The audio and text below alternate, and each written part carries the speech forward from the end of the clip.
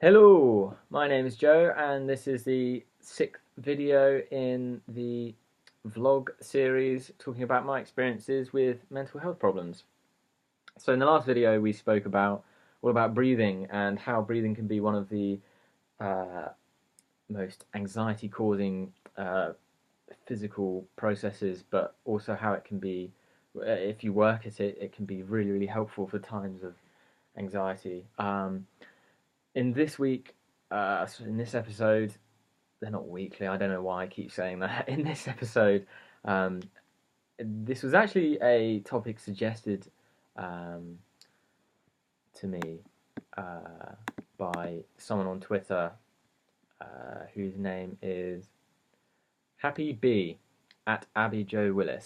So thank you very much, Happy B, for that this topic suggestion. And it was a really good one, actually. It was all about, as I keep saying in these videos, interaction and communication is a really important thing.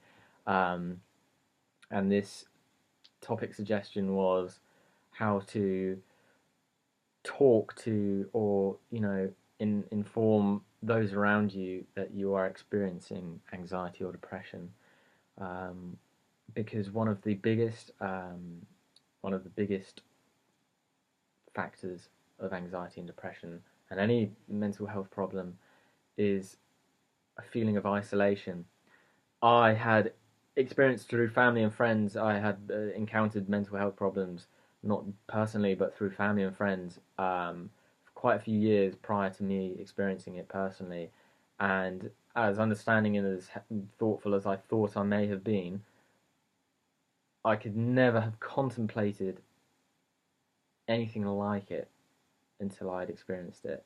It was so comprehensive. It was so alien. So it consumed your whole life, but at the same time, you can't really put your finger on what's happening or what's going on because it is so, you know, odd and uncommon. So when you can't even explain it to yourself or rationalize it with yourself, one of the hardest things is trying to explain it to someone else. So whether it's your family, a sibling, your parents, a friend, a teacher, a lecturer, or someone in the community that you're close with or friendly with, it's um, it's often a really, really challenging thing to try and articulate to them what you're feeling, and in a way that doesn't just come across as you're feeling sad or you're having a down day. Um, for me, because mine happened so instantaneously and overnight, I went to bed one night feeling fine, and I woke up in the middle of the night being a panicking, anxious wreck. Um, that hit me so hard that I had to immediately contact those closest to me, so my family, and say, I don't think I'm well. Something's not right. So the instantaneous aspect of my experience of anxiety, I guess, meant that mine had to be a similarly instantaneous response in terms of telling people. Well, that was how it started with my family. I mean, I had to tell the housemates I was living with at the time at university, but yeah, I I went straight home from university to live back with my family. So telling them was came about very, very quickly. I can't really speak on behalf of people who haven't had it spring up on them um, unforeseen. I mean, if you think you've been living with anxiety or depression for a period of time, my recommendation would be not to self-diagnose, not to try and think it through personally or rationalize it yourself, because that can often lead to more anxiety or depression or change of mood. My advice would be to confide in the person who you believe will be most understanding, whether that is a friend or a teacher or a parent. Um, but also confide in someone who is proactive, because it depends what sort of person you are, but if someone's proactive about it, then they will try and offer you, proactive and productive advice. Um, Mental health is a balance between having listeners and having lecturers, I think. Having people who you can voice your emotions and feelings to, but someone who can also offer advice and encourage and motivate you to um, take action, and try and do things that are going to help you. So try and talk to someone supportive, but also someone who you think is quite proactive. Um, Also, don't be scared to seek medical help. If you are feeling or experiencing very alien sensations or things that impact on your life, or feel like you're constantly battling something or living with something, then please do not feel scared to go and seek medical advice, because whatever you go to them with, they will have seen before. They will have seen worse. They will have seen varieties of it. They will have seen it all before. You are not an exception. You are not an odd case. And when you when you speak to your doctor about it and you articulate it to them, their response is often very reassuring. Their faces are not shocked. They aren't looking at you like you are, um, you know, severely mentally ill. They will probably just say, "Are you drinking too much caffeine? Do you get enough sleep? Are you exercising?"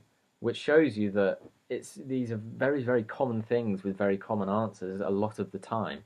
So again, do not be scared to seek medical advice. They're there to help you, and even if they can't give you all of the answers straight away, often voicing your opinion to someone in a position of authority like a doctor or a nurse or a counsellor, even subconsciously, can help a lot. So that would be another point of advice.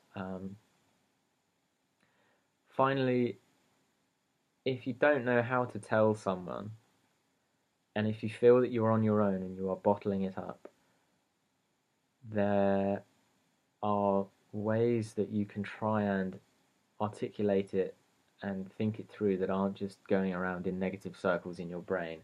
For example, try starting a journal or a diary or a log, and just even a video like this. You don't have to publish it publicly, but you could just take a video and do 10-15 minutes a day where you talk about how you're feeling and what sensations you are experiencing and what thoughts you've had.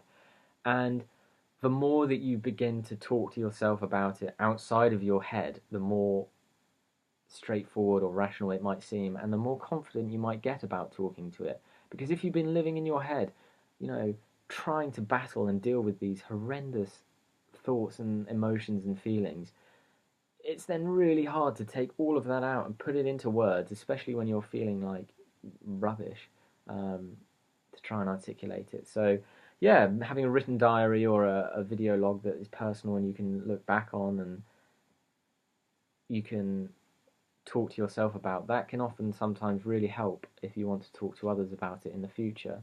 So, first and foremost, obviously, if you feel capable, talk to those closest. That is the first step.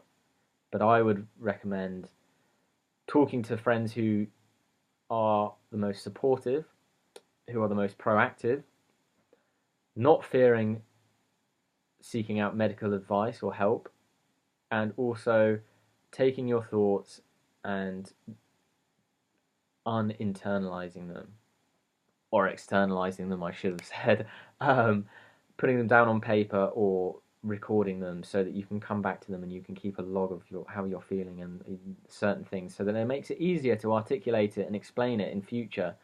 But yeah, I want to help foster an interactive discussion about this. So contact me or contact friends, and talk about ways that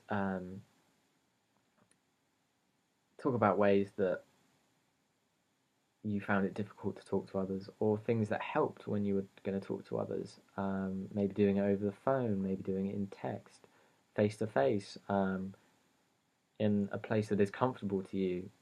I don't know, just yeah. Feel free to contact me on YouTube or Twitter, and um, once again, thank you very, very much for your time, and I hope everyone's happy and healthy. Bye bye.